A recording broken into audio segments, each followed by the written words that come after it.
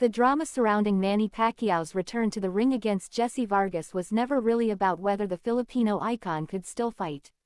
It was about time itself, and whether a 37-year-old body that had absorbed more championship rounds across more weight classes than almost any fighter in history could still summon the electricity that had once made him the most feared man in boxing. When Michael Buffer's voice rang out through the arena but beneath the noise sat a genuine question that even the commentary team couldn't fully answer. Jessie Vargas, the reigning WBO welterweight title holder, stood across the ring as a younger man with only one loss on his record, and that single blemish had come at the hands of Timothy Bradley, who now sat ringside as an analyst watching his former opponent prepare to test himself against a legend. From the opening seconds of round 1, it became clear that this fight would be defined by distance, and by who could control it. Pacquiao's greatest weapon had never simply been his hand speed, but his uncanny ability to close space before an opponent could react, and the broadcast team immediately drew comparisons to his classic El Marquez fights in which that same explosive closing speed had produced some of the most memorable exchanges in the sport's modern history. Tried to manage the geometry of the fight by keeping his long legs spread wide and maintaining distance, a tactic that drew immediate concern from the commentators, who worried aloud that giving away his natural height advantage by spreading out so dramatically would only make it easier for Pacquiao to slip inside. The first round ended with little clean scoring, both fighters feeling out the rhythm, though a late exchange saw Vargas land a sharp uppercut that hinted at the firefight to come. When the broadcast turned to their live social media poll, the crowd's sentiment already leaned toward the veteran, a sign of just how much residual respect and expectation Pacquiao carried into the ring even before he had truly opened up. By round 2, the fight began to take on a hypnotic quality, with Pacquiao working behind a rhythm that had frustrated far more experienced counterpunchers than Vargas. The analysts noted his signature tell, the way he would bob his head to the right before uncorking a straight left down the middle, a pattern that had befuddled legends like Marquez and Marco Antonio Barrera and yet remained almost impossible for opponents to fully neutralize even when they knew it was coming. Age became a running theme of the broadcast almost immediately, with pointed questions about whether a 37-year-old body could sustain the pace Pacquiao was setting, but the answer arrived not in words but in the crackle of leather as he continued advancing without hesitation. Vargas absorbed a left hand slipping through on his way in, a reminder that Pacquiao's danger was never limited to the punches you saw coming.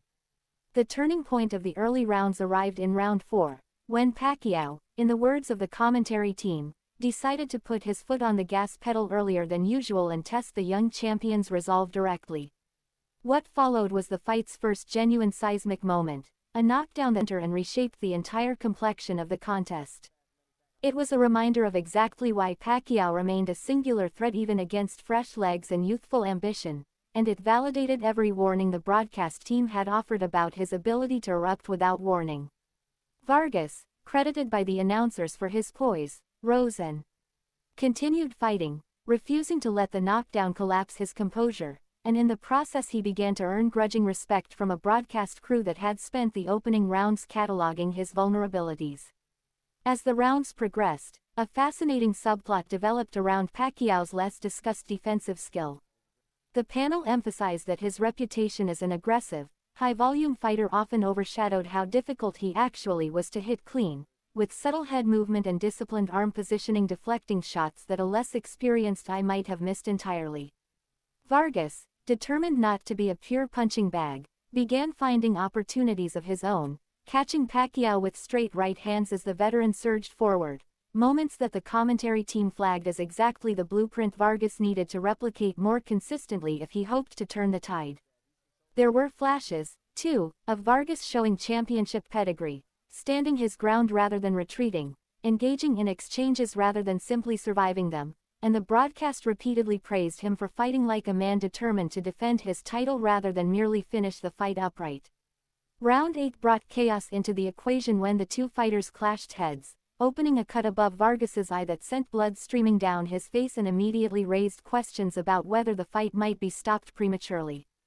The broadcast team debated at length whether the cut had come from the clash of heads or from a clean punch, since the ruling carried real stakes. A head clash cut typically sends the fight to the judges' scorecards if stopped, while a punch-induced cut awards the fight to whoever was ahead on points at the time of stoppage. Replays were studied from multiple angles, with the analysts eventually leaning toward the belief that a punch, not the clash, had opened the wound, a detail that mattered enormously given how tight the fight had become on the cards. Through the blood and uncertainty, Vargas continued to answer, landing a thunderous straight right hand that visibly staggered Pacquiao and forced the broadcast team to ask directly whether the legend had been hurt. It was a rare moment of genuine peril for Pacquiao, proof that Vargas, despite trailing, still possessed the power to change the fight in an instant if given the opening. What made the championship rounds so compelling was the visible toll the pace was taking on Vargas, whose open mouth and labored breathing became a recurring point of discussion among the commentators, who noted that simply standing in the pocket and absorbing Pacquiao's constant pressure was, in itself, enormously taxing. Pacquiao, by contrast, appeared almost serene between exchanges, standing still and composed except in the explosive instance when he chose to fire, a study in economy of motion that stood in stark contrast